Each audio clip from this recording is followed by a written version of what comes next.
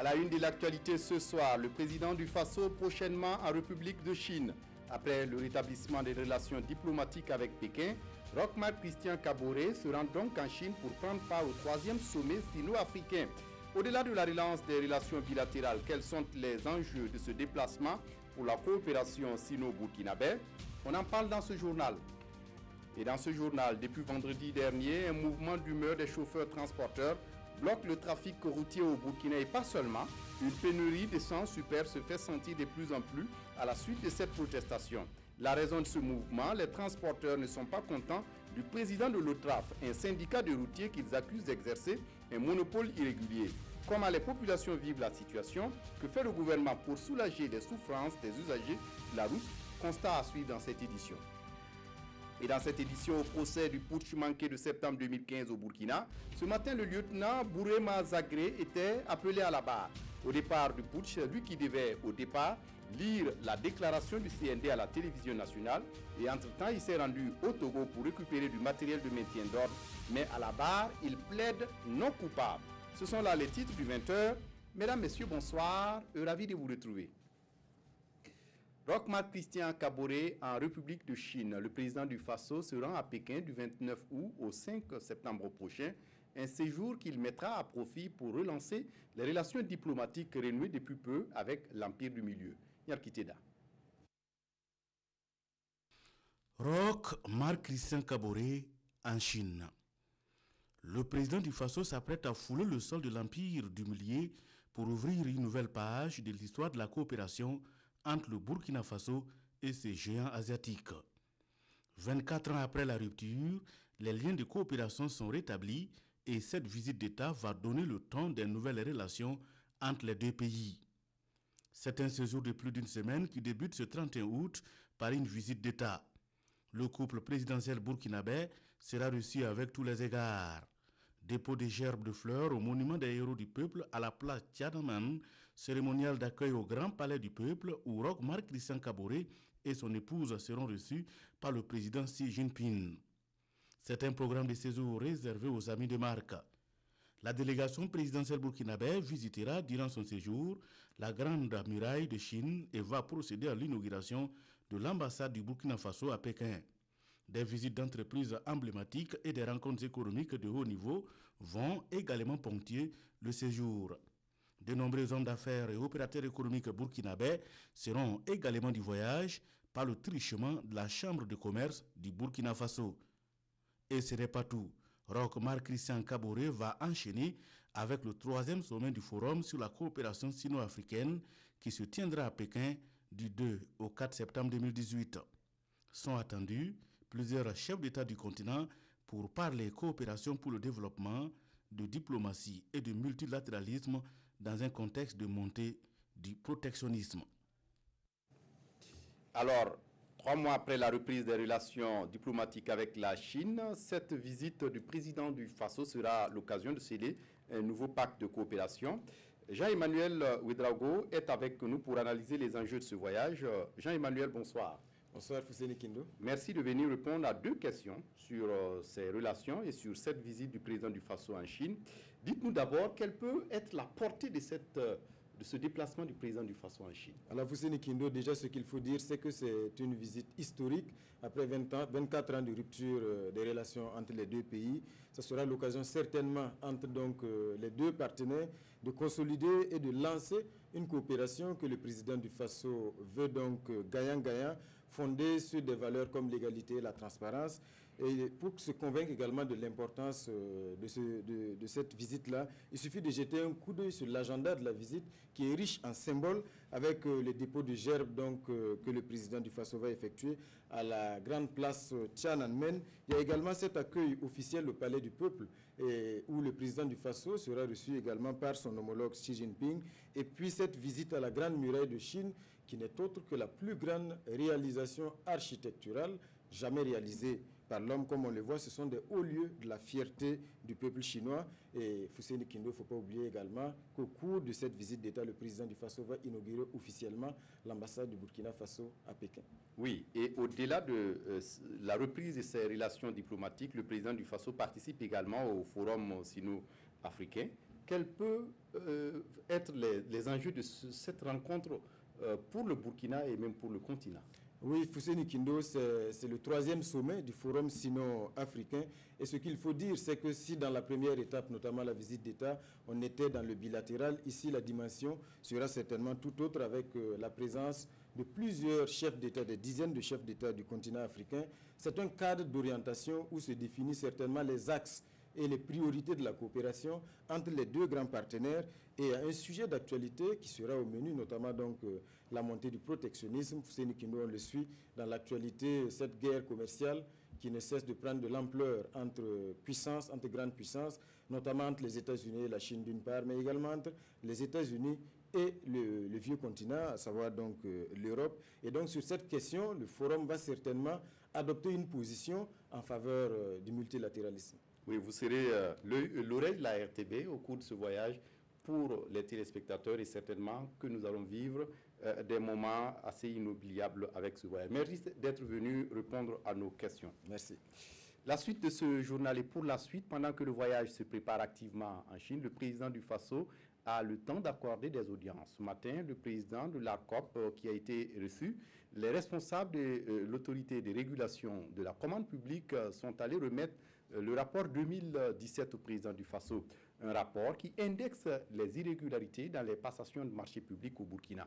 Que contient exactement ce rapport? Explication avec Moussa Ouedraogo et Frédéric Etienne Bassenga. Avant sa conférence de presse prévue la semaine prochaine pour donner les détails, l'autorité de régulation de la commande publique ARCOP remet officiellement son rapport d'activité 2017 au Premier ministre. Son Excellence donc a pris connaissance du rapport. Il a félicité l'ARCOP pour le travail qui a été abattu, mais nous a aussi encouragé et à travailler d'arrache-pied pour assainir le domaine de la commande publique. Et je pense que régulièrement c'est ce que nous faisons. Ce rapport s'articule autour de 10 points. Il se penche entre autres sur la tenue des conseils de régulation, les formations et les sensibilisations initiées, les audits et la gestion administrative et financière de l'autorité. Le rapport a été remis au Premier ministre plutôt que le président comme annoncé. Le comité de pilotage du programme d'appui au développement des économies locales fait le bilan de ses activités pour 2018 et se définir une nouvelle feuille de route. Un bilan à mi-parcours au programme fait à Kaya dans le centre-nord, en présence de Estelle Judith Sogba. Le Sahel est la première région à avoir bénéficié du programme d'appui au développement des économies locales PADEL. Les membres du comité de pilotage du programme avaient adopté courant 2017 à Dori un plan de travail annuel pour sa mise en œuvre efficace. Ce 27 août, ils se retrouvent à Kaya pour faire le point des réalisations et voir les priorités pour l'année 2018. Quelques mois après le démarrage des activités, c'est un motif de satisfaction qui se dégage. Le premier progrès, en tout cas, qui constitue pour nous un motif de satisfaction, c'est le respect des engagements en termes de délai de réalisation des infrastructures. Deuxième élément de satisfaction, et par exemple pour ce qui concerne le volet transformation et modernisation des entreprises informelles, on peut noter que pour certains types de formations où on prévoyait 200 à 300 personnes, on a parfois été nettement plus. Et troisième motif de satisfaction, c'est la qualité des infrastructures réalisées. Alors, le quatrième élément de satisfaction, c'est la claire vision que les collectivités territoriales ont des besoins en termes de développement au niveau de chaque localité. Des motifs de satisfaction, certes, mais le comité dit avoir été confronté au déblocage tardif des ressources financières et à la libération tardive des sites qui doivent abriter les infrastructures. Pour 2018, les priorités sont énormes. Nous sommes appelés à nous déployer maintenant sur 6 nouvelles régions, mais ne quittons pas les Sahel parce qu'ayant démarré les actions tardivement dans les Sahel, il y a des activités confortatives à faire pour compléter le plan d'investissement tel que c'est prévu et permettre l'opérationnalisation effective des infrastructures. Et il y aura ensuite le déploiement aussi dans les 6 nouvelles régions pour lesquels le plan d'investissement est déjà prêt et nous attendons le déblocage pour pouvoir avancer dans la mise en œuvre. Et ces 6 nouvelles régions sont la boucle du Moun, le centre-est, le centre-nord, le centre-sud, l'est et le nord. Je vous le disais en titre, un mouvement d'humeur des transporteurs perturbe depuis quelques jours l'économie du Burkina. Ces transporteurs protestent contre le président de l'OTRAF, un syndicat de transporteurs qu'ils accusent de monopole irrégulier. Ils souhaitent aussi l'amélioration de leurs conditions de travail et de vie, un mouvement qui n'est pas sans conséquence sur les populations qui commencent à ressentir les effets du blocage. Pascal Kané. Une longue file de camions à l'entrée ouest de la ville de Ouagadougou.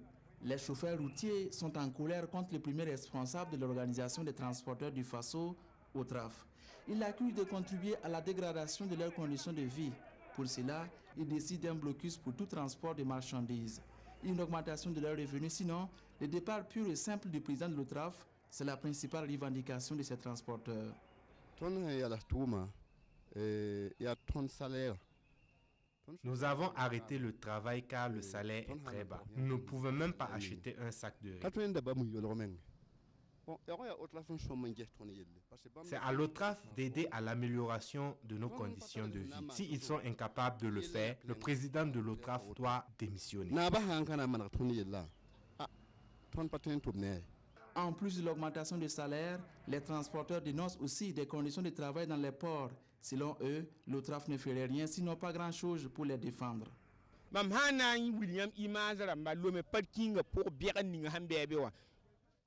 Nous nous sommes plaints sans suite. À Lomé, le parking de chargement est insalubre. Pourtant, nous y dormons pour faire les chargements. À quoi sert l'OTRAF? Il est inadmissible que des coxers gagnent plus de marché que nous.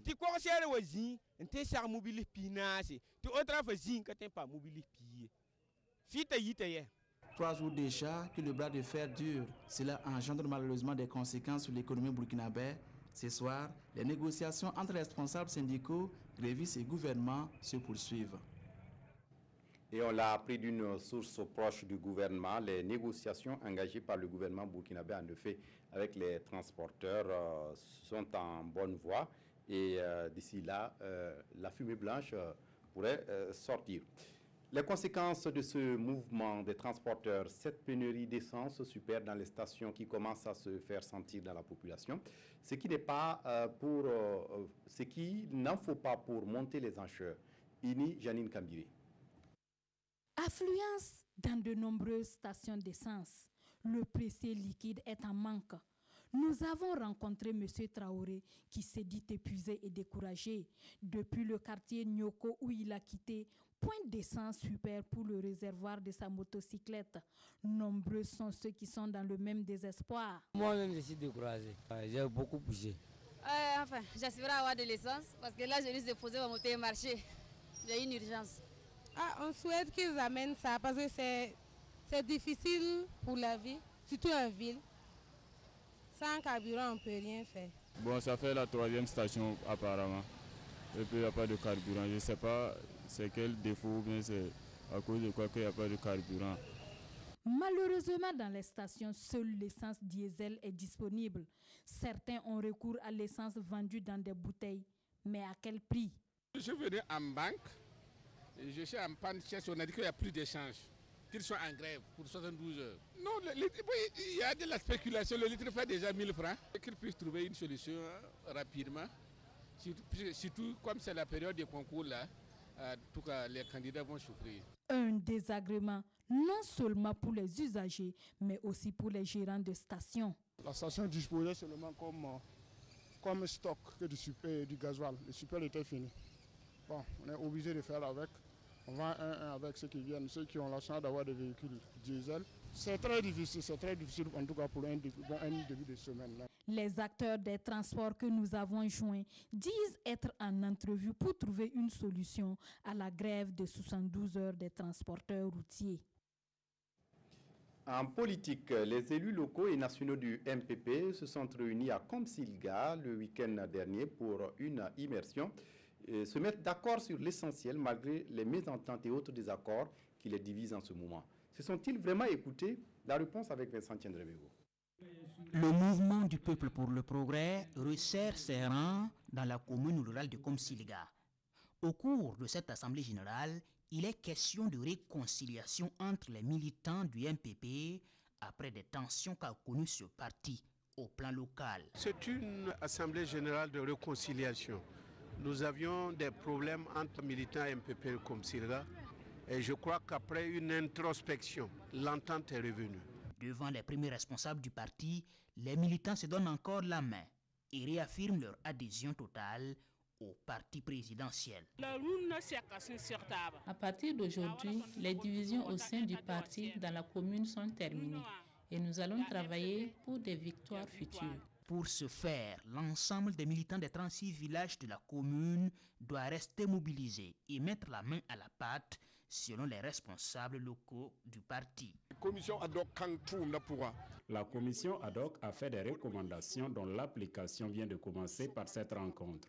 Nous allons sillonner l'ensemble des 35 autres villages de la commune pour porter le message de réconciliation. Majoritaire au conseil municipal avec 41 conseillers, le MPP avait connu une crise interne dans la formation de l'exécutif local. Toute chose qui avait profité à l'opposition, notamment l'UPC qui dirige la commune. Et avec cette assemblée générale, les militants du MPP veulent tourner la page et travailler à d'autres exploits du parti dans cette localité. Dans l'actualité ce soir, on revient sur le processus d'adoption du nouveau code électoral au Burkina, un processus qui aura vu la classe politique se déchirer comme rarement. Aujourd'hui, la nouvelle loi est promulguée, place désormais à sa mise en œuvre. Retour ce soir sur cet épisode politique dans ce commentaire de Jean-Emmanuel Vidrago.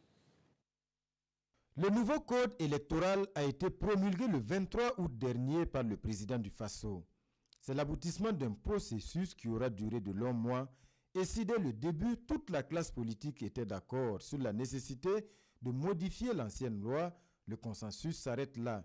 Principaux points d'achoppement, les documents de votation et le lieu du vote dans les pays d'accueil. Pour voter, les Burkinabés de l'extérieur devront se munir du passeport ou de la carte nationale d'identité burkinabé. Exit donc la carte consulaire. En 2020, c'est seulement dans les enseignes diplomatiques que nos compatriotes pourront glisser leurs bulletins dans les urnes. Un nouveau texte voté sans l'opposition qui a opté pour la politique de la chaise vide et qui tire en rafale sur la nouvelle loi. Une véritable guerre de communication, les tenants de l'opposition et de la majorité sont en première ligne. Argument contre argument, intox contre intox, des coups souvent en dessous de la ceinture, c'est une véritable guerre de tranchées. La fin du combat est sifflée par le Conseil constitutionnel qui rejette ce 17 août les requêtes de l'opposition et estime que la nouvelle loi ne viole pas le principe de l'égalité entre les Burkinabés. Aujourd'hui, le nouveau code est promulgué. Et même si le débat n'est pas clos, celui qui doit désormais cristalliser les énergies et les salives pour éviter d'être d'arrière-garde, c'est celui de l'opérationnalisation. Et pour avancer, une seule question, comment s'assurer que le maximum de Burkinabés vivant à l'extérieur accèdent au précieux sésame, à savoir le passeport ou la carte nationale d'identité burkinabé. 2020, c'est dans 2 ans, mais c'est déjà demain et toute autre joute ne serait que perte de temps et diversion. Opposition, majorité au gouvernement, il faudra composer avec ce nouveau texte et garder à l'esprit que pour les Burkinabés de l'extérieur, il s'agit là d'un rendez-vous historique. Nos frères veulent exprimer leur attachement à la nation dans les urnes. Avançons donc dans ce sens. Des nouvelles du procès du putsch manqué de septembre 2015 au Burkina. Ce matin, à la barre, le lieutenant Bourema Zagré. Au départ du putsch, c'est lui qui devait lire la déclaration du CND à la télévision nationale. Et entre-temps, il s'est rendu au Togo pour récupérer du matériel de maintien d'ordre. Mais à la barre, il plaide non coupable. Zoubaviel David Abiré. À la barre ce matin, le lieutenant Bourema Zagré, très serein et imperturbable, l'officier subalterne fait ses révélations. En janvier 2015, il fait partie du bataillon Badenia 3, déployé en mission au Niger au Mali. Le 6 septembre, il revient au pays pour 1 mois de permission. Le 16 septembre à 16h, il rejoint ses camarades officiers au camp Nabakom 2 pour leur offrir un pot, comme il est de coutume pour chaque militaire qui revient d'une mission. C'est de là-bas qu'il apprend qu'un rassemblement est convoqué. J'y participe et le général Guenguéré nous a dit que le conseil des ministres est interrompu et qu'il partait rencontrer les chefs militaires au ministère de la Défense, poursuit-il. Vers 3 h du matin, le général revient au camp pour la rencontre avec les sages. Je ne me rappelle pas exactement de tout ce qui a été dit, mais je me souviens encore de ce que Paul Ouedraogo, l'archevêque de Bobo, a dit. Le lieutenant Zagré cite alors l'archevêque en ces termes. « C'est la situation du vide qui dérange. Le pays n'a pas besoin de ça. Si c'est un coup d'État, assumez-vous. » C'est ainsi, selon l'officier en mission onusienne, mon nom a été cité pour faire la déclaration. Il voulait d'un jeune officier méconnu du public pour lire le communiqué. C'est le capitaine Dao par la suite qui a dit que je ne pouvais pas le faire. Le lendemain 17 septembre, le lieutenant Zagré est désigné comme chef de mission pour aller chercher du matériel de maintien d'ordre au Togo pour la gendarmerie et la police nationale. Nous étions 10 éléments, 8 soldats du rang, un sous-officier et moi-même. J'ai même reçu un ordre de mission dûment signé. Arrivé à Saint-Cancé, le lieutenant et son chauffeur se sont mis en tenue civile et traversé la frontière. En ce moment, poursuit-il, j'étais en contact avec notre hôte, le capitaine togolais du nom de Piasso. Avec lui, nous avons roulé sur 10 km pour rejoindre un bureau. C'est de ce bureau qu'il a chargé mon véhicule du matériel, a-t-il poursuivi. Mais quelle était la composition du matériel? S'interroge le parquet. Répond de l'accusé, c'était des fusils lance-grenades, des munitions, des grenades lacrymogènes à main et à fusil, des cartouches anti-émeutes et des cartouches impulsives. C'est ainsi que les missionnaires sont rentrés le 18 septembre à Ouagadougou et le matériel ramené est convoyé au camp Nabakom 2. Dans la soirée, j'ai reçu l'ordre de dispatcher le matériel. L'escadron de sécurité et d'intervention de la gendarmerie nationale et l'unité polyvalente de la police nationale sont venus chercher le matériel, chaque unité munie d'un bon d'enlèvement. Le 20 septembre, l'officier du bataillon Badenia 3 reçoit encore une autre mission, celle de la place de la Nation, qui consiste à y empêcher tout rassemblement. J'y suis resté avec mon équipe de 6 h à 18 h. Heureusement, nous n'avons pas eu de manifestants, s'est-il félicité. La partie civile veut comprendre. S'agit-il d'une mission de maintien d'ordre? L'officier répond par la négative. Il s'agit d'une mission d'apaisement et non d'une mission de maintien d'ordre. Nous étions 30 éléments, tous armés de Kalachnikov et de cartouches anti-émeutes. Troisième et dernière mission que Bourema Zagré a dirigée, c'est celle de Yimdi pour exfiltrer leurs éléments victimes d'attaques au poste de garde de la Poudrière. C'était le 21 septembre. Quand je suis arrivé, mon chef m'a ordonné de maintenir la position et d'organiser une défense ferme. C'est ainsi que je suis resté là-bas jusqu'au 23. Il rejoint alors le camp pour le quitter dans la soirée, puisque le lendemain 24 septembre, il devrait prendre son vol pour Bamako. C'était la fin de sa permission. Mais comme les frontières étaient fermées, c'est finalement le 1er octobre que j'ai pu rejoindre mon bataillon au Mali, a-t-il renchéri. En face, le parquet militaire et les avocats de la partie civile sont unanimes. Le lieutenant n'a jamais été officiellement rappelé dans l'armée. C'est alors une assistance volontaire au coup de force. Son audition se poursuit ce 28 août, mais avant lui, tôt le matin, le sergent Suleiman Kone était à la barre. Le sous-officier était à la maison quand son chef l'a informé que le quartier était consigné. Il rejoint alors le camp. C'est ainsi qu'il a été embarqué pour renforcer un poste de garde à la présidence.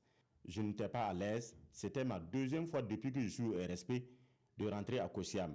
La première fois, c'était sous Blaise Compaoré lors d'une fête. Le sergent Kone est resté à ce poste jusqu'au 25 septembre et a rejoint son domicile le lendemain. C'était sa reddition. Résumé signé Zoubaviel David Abiré, Draman Guéné, avec la complicité de notre caricaturiste Zoïtaba. Le chef de la diplomatie burkinabé, un bon samaritain à Djibo dans le Soum. Alpha Bari est allé en cette période de soudure faire don de vivres aux femmes de la province, mais aussi de l'aliment bétail. Un geste qui sonne comme un appel à la solidarité au Lopoda. Le ministre Alpha Bari tend la main aux femmes en situation difficile dans la province du Soum. En cette période de soudure, ce sont 5 tonnes de vivres et 10 tonnes d'aliments pour bétail que le chef de la diplomatie burkinabé vient d'offrir à la coordination des associations féminines de la province. Nous avons identifié 1200 femmes qui vont en tout cas être assistées en un temps soit peu pour cet appui qu'a apporté nos frères qui sont au niveau de Ouaga. Le besoin exprimé est évalué à 120 tonnes dans la province du Soum, qui fait partie des 22 provinces en situation de déficit céréalier. Et le geste posé en ce jour sonne comme un appel à la solidarité. Par le passé, depuis qu'on était enfant, on voyait les parents venir secourir les populations à ces périodes. Donc aujourd'hui, avec la démarche, avec le mot d'ordre que le président Roch et son gouvernement a lancé à soutenir la population, donc l'ensemble des acteurs qui peuvent apporter un tant soit peu un soulagement à ces populations, nous le faisons. En marge de cette activité de remise de dons, le ministre des Affaires étrangères et de la coopération immortalise son passage dans le Soum à travers une plantation d'arbres. Question d'inciter la jeunesse à planter utile. Comment conserver au mieux la mangue? Des transformateurs, producteurs et techniciens du domaine de l'espace CEDEAO sont en concertation à Ouagadougou. Le but de leur exercice est de permettre une meilleure rentabilité du secteur. Paul David Bambara, Zadissa Sanfo. C'est un rendez-vous du donner et du recevoir pour améliorer les techniques de conservation et de transformation de la mangue, de la tomate et de l'oignon. Venus de 9 pays membres de l'espace CEDEAO, ces transformateurs, producteurs et techniciens vont mettre en commun leur expérience pour tirer meilleur parti de ces 3 spéculations. Nous faisons de la recherche pour le développement, donc il faut qu'à chaque fois les résultats de la recherche servent à améliorer notre système de production, donc notre économie. Donc c'est sûr qu'une bonne collaboration sous-régionale, scientifique, technique et technologique, c'est un avantage comparatif. C'est la CEDEAO, à travers son programme de productivité agricole en Afrique de l'Ouest PPAO, qui est à l'origine de cette rencontre de Ouagadougou. Après 10 jours de formation, tous ressortiront ici avec les bonnes pratiques en matière de cueillette, de manutention, de transformation et de conservation de la tomate, de l'oignon et de la mangue. Pour qu'il ait une vie après la prison, un projet est en cours d'exécution au Burkina Faso et travaille à faire en sorte que ces personnes qui ont purgé leur peine ne reviennent plus en prison. Le projet forme en ce moment sur les principes de réinsertion post-carcérale. Nathalie Sawadou. Ils sont des représentants de la société civile, des collectivités et des communautaires engagés avec le projet formation et réinsertion des personnes détenues. Ils renforcent ici leurs capacités afin d'œuvrer ensemble pour l'amélioration des conditions de vie des personnes détenues et leur réinsertion post-carcérale. L'objectif de la formation, c'est de pouvoir faire le lien entre un milieu fermé, les maisons carcérales, et un milieu ouvert, la société, pour que des personnes détenues qui ont purgé leur peine puissent se réinsérer, ne pas revenir en prison, puissent se réinsérer. Pour ça, ces personnes-là ont besoin souvent d'un appui en formation, mais aussi en accompagnement vers des services sociaux. Et c'est l'objectif de cette formation, de pouvoir mettre cette pierre en plus, cette pierre qui est plus ouverte sur le milieu extérieur pour les personnes détenues. Selon le directeur général adjoint du GSP, pour la période de janvier à mai 2018, ce sont 133 personnes détenues qui développent un projet personnalisé et plus de 4000 personnes détenues sont accueillies, informées, orientées par les équipes de l'accompagnement social personnalisé. Beaucoup se sont retrouvés en prison parce qu'ils ne savent rien faire de leur territoire. Donc, Humanité et Inclusion nous accompagne à assurer la formation professionnelle de ces détenus. Mais la formation professionnelle ne suffit pas à assurer la réinsertion sociale d'une personne. Il y a également qu'à sa sortie de prison, il soit accepté par le reste de la société. Le projet formation et réinsertion des personnes détenues a été lancé en mars 2017 et intervient dans 7 régions du pays. Cet atelier a été rendu possible grâce à l'appui de l'Union européenne. Et puis une trentaine d'experts en informatique sont en conclave à Ouagadougou pour développer leurs compétences sur la gouvernance de l'Internet et des systèmes d'information. Ceci pour améliorer l'impact de l'Internet dans les pays francophones. Yacouba Gamene et Léonore Yerbanga pour les détails. Ils sont développeurs, responsables de systèmes d'information ou encore fournisseurs d'accès Internet. Venus de plusieurs pays d'Afrique, ils sont tous à Ouagadougou pour recevoir une formation mieux adaptée à leurs compétences en vue d'être comptés parmi les meilleurs experts francophones en matière de technologie d'information et de la communication. Cela veut dire que nous avons des noms de domaines qui soient bien gérés, que nous ayons justement des systèmes d'information qui marchent comme il faut, parce qu'on a entouré ceci de toute la sécurité possible. C'est aussi la possibilité de faire en sorte que tout le monde soit conscient, puisqu'on est tous aujourd'hui sur Internet, sur WhatsApp, tout ce que vous voulez.